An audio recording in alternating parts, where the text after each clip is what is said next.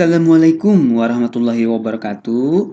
Bertemu kembali dalam pelajaran ilmu pengetahuan sosial bersama Pak Charlie.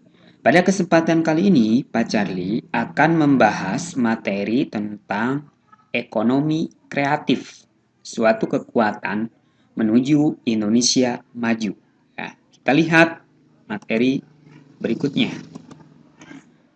Berdasarkan Peraturan Presiden Nomor 6 Tahun 2015, Junto Nomor 72 Tahun 2015 yang menyatakan bahwa membantu Presiden dalam merumuskan penetapan, mengkoordinasikan dan sinkronisasi kebijakan di bidang ekonomi kreatif. Ya, Perpres ini merujuk pada penguatan bahwa pentingnya ekonomi kreatif di Indonesia. Selanjutnya, nah ini adalah perkembangan atau sejarah ekonomi kreatif, di mana pada abad ke-18 itu dinamakan dengan ekonomi pertanian.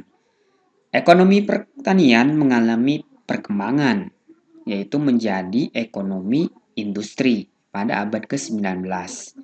Pada abad ke-20 berkembang lagi menjadi ekonomi informasi.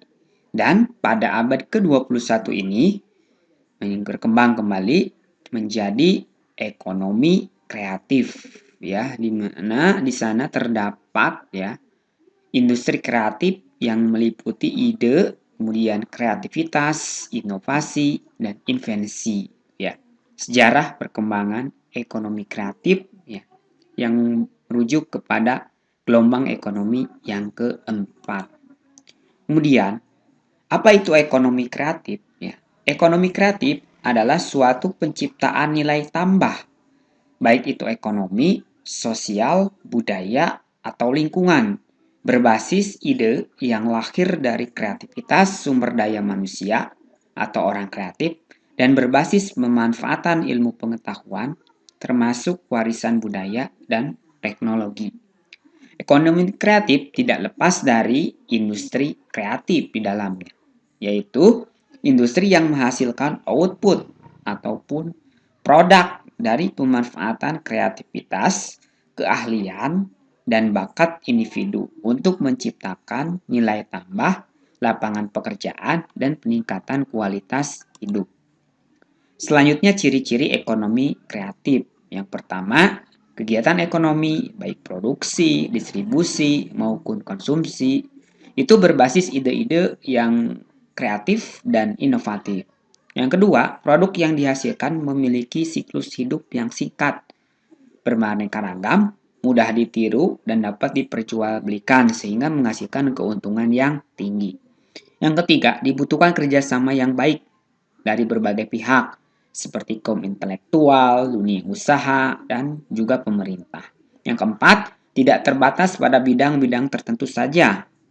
Yang kelima, persaingan dalam industri kreatif itu sangat ketat. Ya, siapa yang tidak berinovasi atau tertinggal oleh zaman dan teknologi itu maka akan tersisihkan. Yang keenam, konsep ekonomi kreatif yang dikembangkan itu bersifat relatif ya atau senantiasa berubah, dinamis. Berikutnya, nah ini contoh salah satu bentuk ya kreativitas ya di dalam mempromosikan suatu produk ya. Contohnya tahu Sumedang, kemudian coklat anti galau, kemudian kaos yang bertulisan jangan ditanya IPK saya. Nah, ini memancing konsumen ya untuk membeli produk yang diperdagangkan karena unik ya dari segi promosinya. Berikutnya, subsektor ekonomi kreatif itu ada 16 ya, subsektor ekonomi kreatif. Ada penerbitan, arsitektur, desain produk, fashion, kuliner, kriya, televisi, musik, dan sebagainya. Nah, dari ke-16 sektor ini, yang paling menyumbang terhadap pertumbuhan ekonomi di Indonesia ada 3, yaitu yang pertama kuliner, kemudian ada fashion, dan terakhir ada kriya. Ya. Ada 3 sub sektor ekonomi kreatif yang menyumbang pada pertumbuhan ekonomi Indonesia.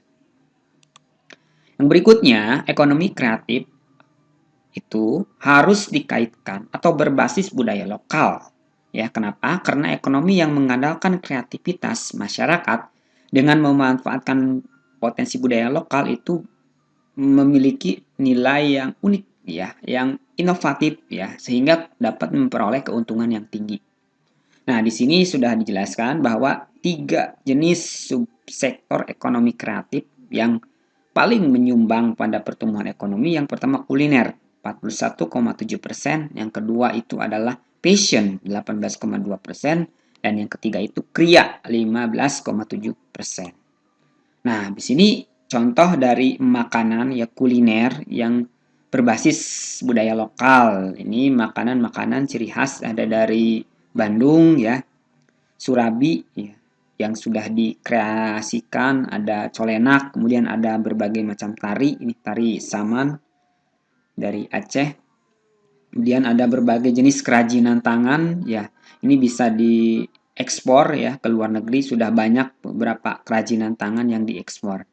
Kemudian dari segi kesenian juga ada tari-tarian, ada wisata, kemudian ini ada makanan juga tadi kuliner seperti itu yang ini memiliki nilai jual yang tinggi. Berikutnya, manfaat ekonomi kreatif itu yang pertama dapat meningkatkan pertumbuhan ekonomi. Ya. Salah satu yang menyumbang terhadap pertumbuhan ekonomi di Indonesia adalah ekonomi kreatif. Yang kedua, munculnya bisnis startup, membuka lapangan pekerjaan, menciptakan manusia-manusia yang kreatif, adanya percepatan inovasi, meningkatkan kualitas produk, serta bisnis menjadi lebih kompetitif. Berikutnya, upaya meningkatkan ekonomi kreatif. Yang pertama, upaya ini bersifat konstruktif atau membangun, yaitu menggiatkan inisiatif, menyusun cetak biru ekonomi kreatif Indonesia, mengajukan usulan kebijakan ekonomi, menciptakan produk dan jasa yang lebih kreatif, menumbuhkan semangat inovasi, adanya sosialisasi, diseminasi, dan promosi yang lebih intens secara sistematis, transfer teknologi yang lebih konsisten, promosi potensi alam, potensi budaya, potensi apapun di Indonesia, dan meningkatkan pendapatan devisa yang berbasis kreatif. Berikutnya ada kendala juga ya dalam mengembangkan ekonomi kreatif. Yang pertama minimnya pembiayaan. Yang kedua pengembangan sumber daya ekonomi yang belum optimal, lembahnya institusi, pengembangan industri, kurangnya perluasan dan penetrasi, kemudian pengembangan konten, kreasi, dan teknologi yang belum optimal. Nah, itu saja materi yang akan disajikan pada pertemuan kali ini tentang ekonomi kreatif. Terima kasih atas perhatiannya. Assalamualaikum warahmatullahi wabarakatuh.